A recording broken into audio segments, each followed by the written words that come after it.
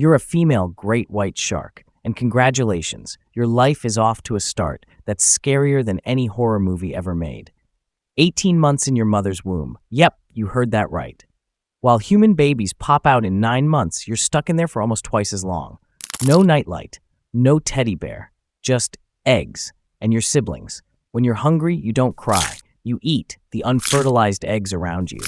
There's even a fancy name for it, oophagy. But let's be real. It's basically breakfast, womb edition. There might be up to 14 siblings sharing that space, but they cannot live longer because caries. You bite, you swallow, you dominate, like you're auditioning for Shark Hunger Games. Only one winner. That winner? You. Sorry, that's just nature. By the time you're born, you're already 5 feet long and weigh about 44 pounds. And guess what? It's showtime. No nurse, no mom stroking your head, and absolutely no milk. You come out swimming, and you better swim fast, because if you don't move quick enough, your mom might turn around and eat you. Yes, your mom, the one who made you. She's your very first threat. Welcome to shark life. Around here, you either swim fast or get chewed. You're a preschooler great white shark. More specifically, a 5'5" little girl packed with teeth and passion. You basically look like a smiling torpedo, if that torpedo could sniff blood and had an irrational hatred for squid. Hunting is in your blood, but instincts don't mean skill. First time trying to bite a fish? You opened your mouth so wide, you swallowed a chunk of coral instead. Your jaw hurt for 3 days. Another time, you spotted a squid that looked like mobile sushi. You lunged like an Olympic sprinter and got a face full of ink. You lost your sense of direction, slammed into a rock, and washed up on the beach like a sad, knockoff baby whale. But then, you gradually figure out patience, stealth. You learn that squid are best ambushed from behind. Fish, herd them into corners. You got dangerous. Specifically, dangerous to fish, and to yourself if you missed. First time going after a seabird skimming the surface? You launched like a missile. The problem? It was a floating plastic sandal from the 90s. You carried it all the way down to the seafloor, then sat there confused and angry, like a toddler who accidentally bit into a bar of soap. But hey, progress. You grew from 5 feet to almost 12 feet long. Your weight shot from 66 pounds to over 660. You're basically a refrigerator with fins. Still, here's a hard truth to chew on, literally. You're not the only predator in town. Bigger sharks, killer whales, even your distant shark cousins might accidentally turn you into a snack. So you learn to stay away from the deep, dark waters. You know, the deeper it gets, the bigger the sharks, and the smaller your survival odds. Your first taste of blood smelled like rotten barbecue, but weirdly addictive. You got hooked on it, on that feeling of swimming faster, stalking harder, striking cleaner. You're not a top-tier assassin yet. You still freak out at pufferfish bubbles and sometimes mistake your own shadow for another shark. But you're growing, and the ocean, it's starting to notice.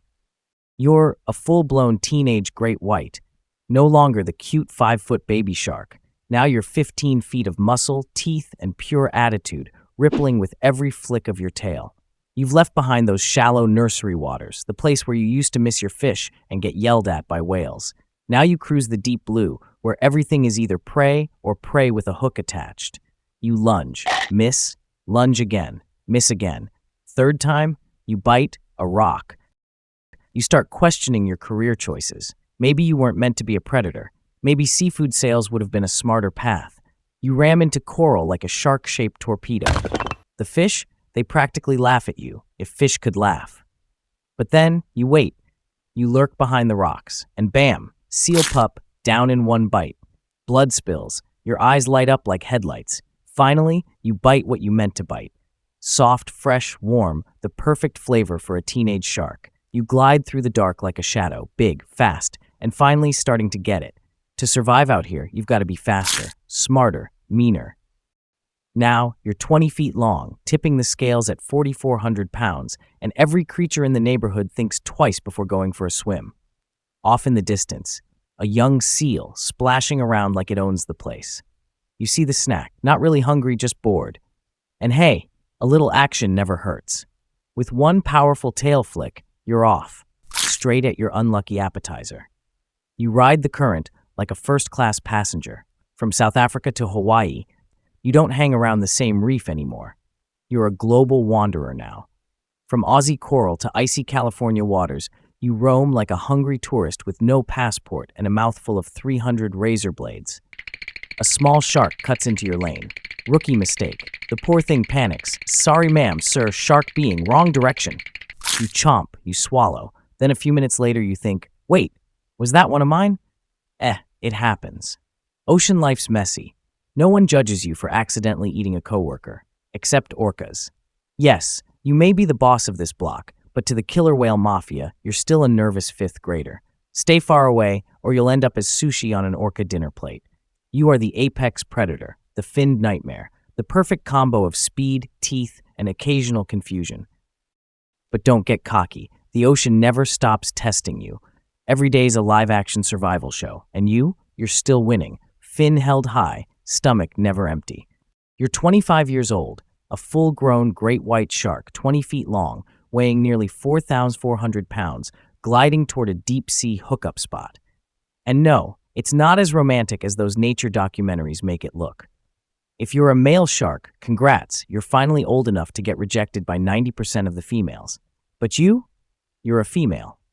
Congrats again. You've got another 8 years to go before you experience the joy of being chased, tail bumped, fin nibbled, and butt bitten, literally, by a pack of overly eager local boys. Mating? It's basically underwater wrestling. There's no candlelight, no sweet glances, just teeth. The male doesn't gaze lovingly into your eyes, he bites you. Hard. You'll get courted by a few more toothy suitors, and boom, now you're pregnant with pups from multiple dads. Yeah. Welcome to the great white shark version of reality TV. Pregnancy, if we can even call it that, lasts 18 months. You swim, you throw up, but you still hunt, and all the while, you're carrying a belly full of baby sharks. Inside you, it's chaos. The more developed embryos eat the unhatched eggs around them. No one taught them that. It's just how they're wired. Same way you were wired back in the day. You find a calm, warm bay, plenty of food, nice vibes, and your belly starts to churn. One by one, baby sharks launch out like missiles. 2 to 14 of them, each 4 to 5 feet long, swimming like they've been training inside an Olympic womb. And they have to swim immediately, because if they hesitate for even a second, you might turn around and eat them. Not because you're evil. That's just your instinct. Don't judge yourself. That's how the food web works. Cold-blooded? Sure. Bad mom? Maybe. Apex predator? Definitely. Your life goes on, roaming the globe, chomping the occasional seal, dodging killer whales, and keeping a wary eye out for humans. You're only predator who doesn't even live in the ocean. You're still the terror of the seas, but you make way when a smiley-faced orca swims by. If you survive the big two, orcas and humans, you might live to 70, maybe even 75. That's a solid lifespan, especially when you consider how many lovers you've bitten and how many kids you've accidentally skipped dinner for. Time passes. You're 70 now, still 20 feet long, still close to 4,400 pounds, but the years have caught up. You're slower, softer. A little. Canned tuna around the edges.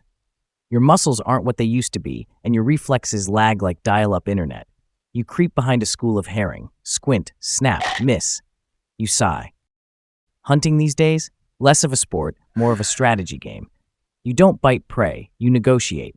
The younger sharks look at you and go, "Yo, grandma, move over, let the kids hunt." And you don't argue, partly because there's no point, and partly because your jaw creaks like a rusty hinge every time you open your mouth. One day, one of your kids, yes, your kid, now bigger than you, glides past and waves a fin.